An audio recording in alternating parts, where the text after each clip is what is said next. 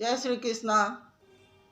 श्रीमद् भागवत गीता में हम लोग 14 अध्याय तक सुन चुके हैं, जिसमें भगवान श्री कृष्ण गुणों के विषय में बताए हैं। गुणों से जब तक मनुष्य अतीत नहीं होता, उस परम पद परमेश्वर को प्राप्त नहीं कर सकता। इसी विषय में अंत में भगवान श्री कृष्ण 14वें अध्याय में बताए। 15वें अध्याय में इस संसार को पीपल की वृक्ष की संज्ञा दे रहे हैं और कहते हैं यह संसार पीपल के वृक्ष के समान है। इस पर पहले श्लोक में कहते हैं उधर्व मूलम अधः शाखा अश्वत्थ प्राहु अव्ययम छंदासी यस्पर्णानि यह तम वेदः सह वेदवित्। कहते हैं कि हे अर्जुन, इस संसार रूप पीपल का वृक्ष को अविनाशी कहते हैं। इस वृक्ष में ऊपर जो मूल है, जो परमात्मा है, वह ऊपर है और नीचे शाखाएं प्रकृति है और वेद इसके पत्ते को कहा गया है। इस संसार वृक्ष को जो तत्व से जान जाता है, वह वेद के तात्पर्य को जान जाता है। अगले श्लोक में भगवान श्री कृष्ण कहते हैं अधः च उधर्वं च प्रसीता तस्य शाखा गुणः प्रविद्धा विषया प्रबाला अधः च मूलानि अनुसंततानि कर्माणि बंधानि मनुष्य लोके। भगवान श्री कृष्ण यहाँ कहते हैं कि ये संसार जो संसार रूप वृक्ष है, जो ऊपर से नीचे तक सर्वत्र फैला हुआ है, इसमें ऊपर जो मूल है परमात्मा है और नीचे कीट पतंग पर्यंत देव भाव से लेकर ब्रह्म पर्यंत तक सर्वत्र ऊपर से नीचे तक फैला हुआ है। भगवान श्री कृष्ण कहते हैं कि केवल मनुष्य योनि ही कर्म के अनुसार बंधने वाली है। सब योनियां भोग भोगने के लिए होती हैं और मनुष्य योनि ही बंधन तैयार करती है, कर्मों के अनुसार बंधन तैयार करती है, यानी मनुष्य ही बंधता है। सब योनियां भोग भोगने के लिए होती हैं। इस संसार रूप वृक्ष में बहुत सारी योनियां हैं जो भोग भोगने के लिए होती है। मनुष्य ही अपने कर्म के अनुसार बंध जाता है, या तो ऊपर चला जाता है, अपने परम पद परमेश्वर को प्राप्त कर लेता है, या तो नीचे अधोगति में चला जाता है। अगले श्लोक में भगवान श्री कृष्ण कहते हैं न रूपम अस्य यह तथा उपलभ्यते न अंतः न आदि न अंतः च न आदि च न च संप्रतिष्ठा अश्वत्थ एनम सुदृढ़ मूलम असंग शस्त्रेण दृढ़ेन छित्त्वा। भगवान श्री कृष्ण यहाँ कहते हैं कि जैसा इस संसार का जैसा शास्त्रों में वर्णन किया गया है या जैसा देखा सुना जाता है,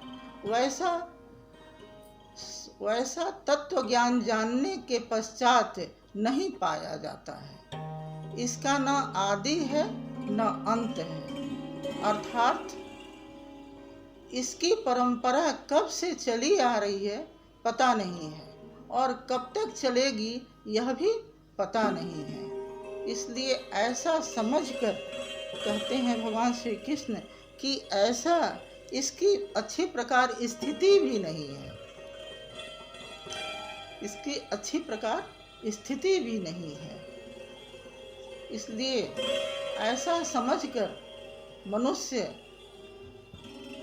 विषय भोगों में सत्ता, सुख, प्रीति, रमणीयता को त्याग कर दृढ़ वैराग्य शस्त्र के द्वारा इस संसार रूपी वृक्ष को काट। भगवान श्री कृष्ण कहते हैं कि इस संसार रूपी जो ममता, अहंता, वासना रूप कपोलों, विषय और भोगों रूप कपोलों से बढ़ी हुई है, इसे तू काट। भगवान श्री कृष्ण कहते हैं इसे तू काट। बिना यह अवस्था आए परमात्मा मिल भी नहीं सकते हैं, इसलिए काटना जरूरी है। अपने ममता, कामना, वासना सबको काट कर ही उस परम पद परमेश्वर को प्राप्त किया जा सकता है। अगले श्लोक में कहते हैं कि उस परम पद परमेश्वर को कैसे प्राप्त किया जाता है। इस पर कहते हैं ततः पदम तत् परमार्गितव्यम यस्मिन् गता न निवृतन्ति भूय तमेव च आद्यम पुरुषम प्रपद्ये यतः प्रवृत्ति प्रसिता पुराणी। कहते हैं कि उसके पश्चात जो परम पद परमेश्वर को भली भांति खोजना चाहिए, उस परम पद परमेश्वर को भली भांति इस संसार रूप वृक्ष में खोजना चाहिए। और कहते हैं कि उसको खोजना चाहिए क्योंकि वह परम पद परमेश्वर इस पुरातन संसार की जो प्रवृत्ति है, इसमें आदि पुरुष परमेश्वर इसमें स्थित हैं। कहते हैं उसके शरण मैं हूँ, ऐसा समझना चाहिए। उस नारायण के शरण मैं हूँ। उनके शरण गए बिना यह संसार रूप वृक्ष कट भी नहीं सकता है। यह पुरातन जमाने से जड़ किए हुए यह वृक्ष है। जन्म जन्मांतर से ममता, वासना और कामना रूप विषय भोगों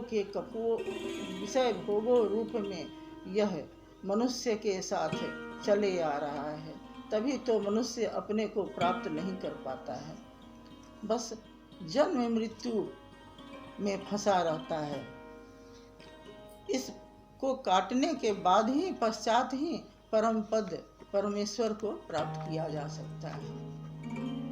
उसको काटने के लिए क्या करना होगा, इस पर कहते हैं निर्माण मोहा जित संग दोषा अध्यात्म नित्या विनिवृत्त कामा द्वंद्वे विमुक्ता सुख दुख संग गच्छन्ति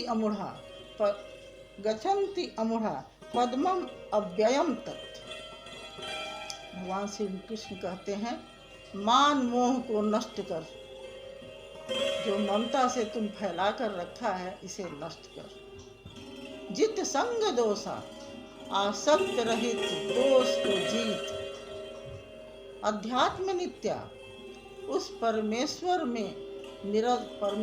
के स्वरूप में निरंतर स्थिति हो जाए, तेरी निरंतर स्थिति हो जाए।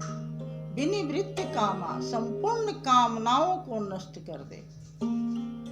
द्वंद्व विमुक्ता कहते हैं जितने भी द्वंद्व हैं, मान अपमान, लाभ मोह, लाभ अलाभ, जो भी है, सुख दुख संग, जो सुख दुख जिसमें प्राप्त करने की लालसा बनी रहती है, उस सबको नष्ट कर दे।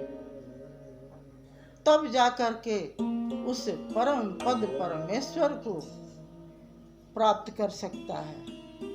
वह जो अज्ञानी जन इस परम पद परमेश्वर को प्राप्त करने के लिए लगे हुए हैं, तत्पर हैं, उन्हें इन सभी आसक्तियों को काटना होगा, तभी ऐसा संभव है।